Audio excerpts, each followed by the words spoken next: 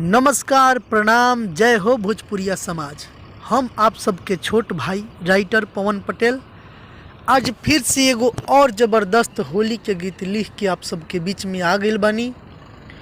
बहुत ही सुंदर होली के गीत बा। सबसे पहले जे भी भाई हमारा चैनल पर नया बा, हमार चैनल सब्सक्राइब कर दी, घंटी के निशान दबा दी। इस चैनल पर फ्री गाना मिलेला और कोई भी सिंगर ये चैनल के गाना गा सकेले, कोनो दिक्कत और कोनो प्रॉब्लम नहीं है। ये आप सब खातिर ही गाना लिख के चैनल पर अपलोड होला ताकि कोई भी सिंगर आसानी से चैनल से गाना लेके गा लेवे। तो चली, और एक बात और, अगर कोई भाई के अगर पर्सनल गाना लिखवावे के होई तो पर्सनल गाना के भैया पेमेंट लागेला। अगर लिखवावे के चाहतानी तो हमार नंबर बा 8709616624, जवन की पोस्टर पर दिहल बा, उहे व्हाट्सअप और कॉलिंग नंबर बा। इन नंबर पर कांटेक्ट करके रउरा गाना लिखवा सकतानी। तो चलिए गाना के बारे में बात कइल जाओ। ई गाना बाटे अमित पटेल के। वो गाना आयल रहे मरले बा हे पर रे, भइल बानी दिल्ली में रेफर रे। बहुत ही अच्छा गाना मनी मार्केट में चलल, बहुत ही बढ़िया रिस्पांस मिलल, हर जगह बाजत रही गाना। वही धुन पर होली गीत लिख के आप सबके बीच में हम आ गए बानी। और ये गाना अच्छा लगे तो कोई भी आदमी, कोई भी सिंगर, कोई भी गायक गा सकता रे।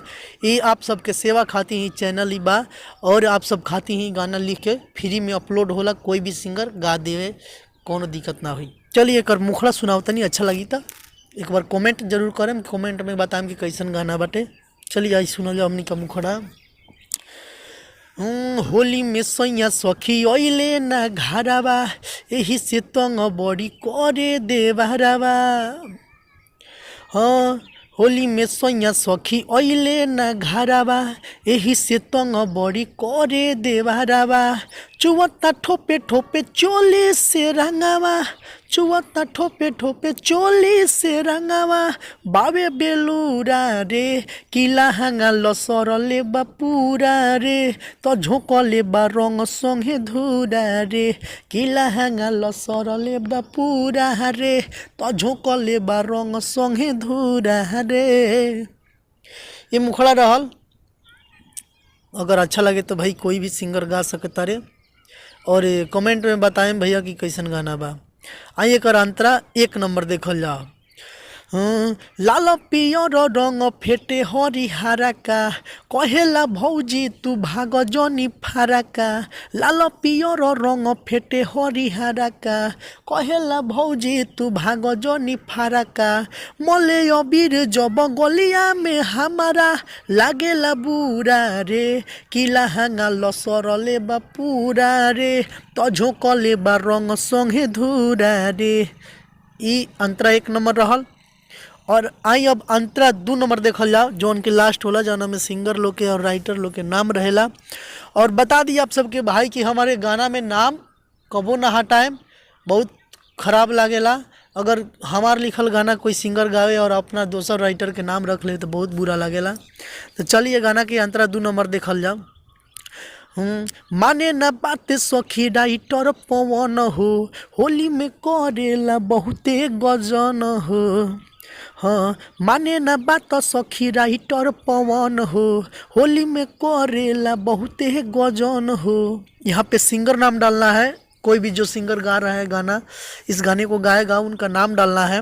फिलहाल में हम अपना फिर दोबारा नाम ले रहे हैं, काहे कि कोनो सिंगर का भी मैंने थी नहीं है कि कौन आदमी गाएगा।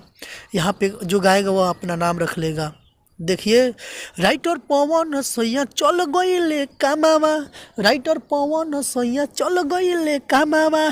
कके अधूरा रे, किला हांगा लसरले बा पूरा रे, तो झोंकले बा रंग संगे धूरा रे। तला हांगा लसरले बा पूरा रे, तो झोंकले बा रंग संगे धूरा रे।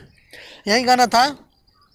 और ये गाना बहुत ही आदमी मेहनत से लिख ले बा और बहुत ही सोच समझ के नया मैटर निकाल के ये गाना लिखल गईल बा। हम कबो भी चाहिए कि हाँ हमार सिंगर भाई लोग खातिर ऐसा चीज़ बने जौन केहू सोचले ना होखे, गईले ना होखे जौन चीज़, वैसन चीज़ हम कभी भी आप सबके सेवा में लेके आइले और आप सब खातिर हम हरदम मेहनत करत रहिले कि हमार सिंगर भाई लोग के नया से नया चीज़ मिले और बढ़िया चीज़ मिले। तो चली ये गाना हमार रहल आज के लिखल और एकरा के जे भी सिंगर भाई के अच्छा लगा था गा सकता रे। पर्सनल गाना लिखवावे खातिर हमार नंबर 8709616624 पर्सनल गाना के पैसा लागी, पेमेंट लागी, कॉल करके लिखवा सकतानी। चली तब तक खातिर नमस्कार, प्रणाम, जय हो।